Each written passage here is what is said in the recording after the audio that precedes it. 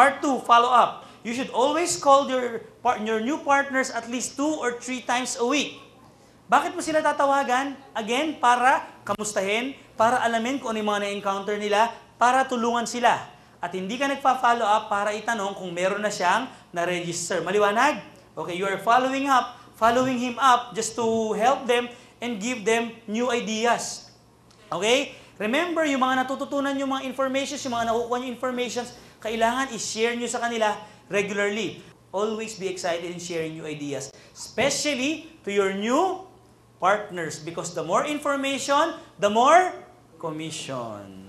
Ask if they need help or assistance. Set an appointment for teaching or inviting. Goal set. Work with them on their goals. Tip. You should become a follow-up expert. Remember, this is the power of this business. Follow-up. If you won't do follow-up, chances are, wala ka makukuha mga partners. Nag-present, hindi nag-follow-up, paano magre-register yon? Nag-register, hindi nag-follow-up, paano magiging active yon? Be a follow-up expert. Focus on your vision. Write down your goals. Write down your visions in life and focus on it. In this business, it is most important to have a proper, number 1, vision. Number 2, dream. Number 3, goals. And number 4, action plan. Remember this, okay? There are 2 components in this.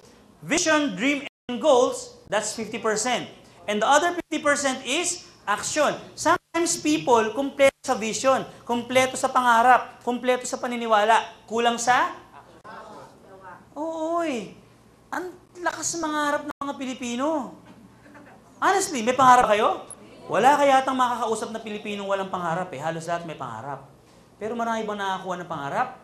Konti lang. Bakit? Kasi hindi nila ginagawa yung aksyon. Pangarap lang tayo ng pangarap. Di ba? Pero tanong mo, anong ginagawa mo ngayon? Eto, nangangarap pa rin.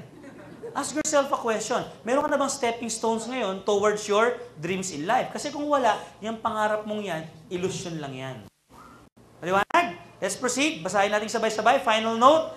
The only time you will be successful in this business is when you make a conscious decision and develop an overriding desire to do whatever it takes to become successful.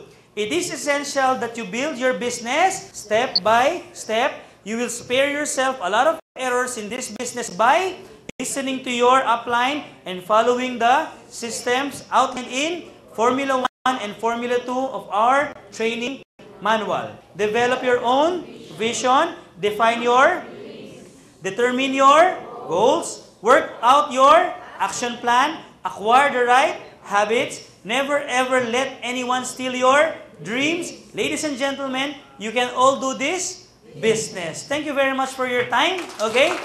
Should you have any questions, please go to the person who invited you.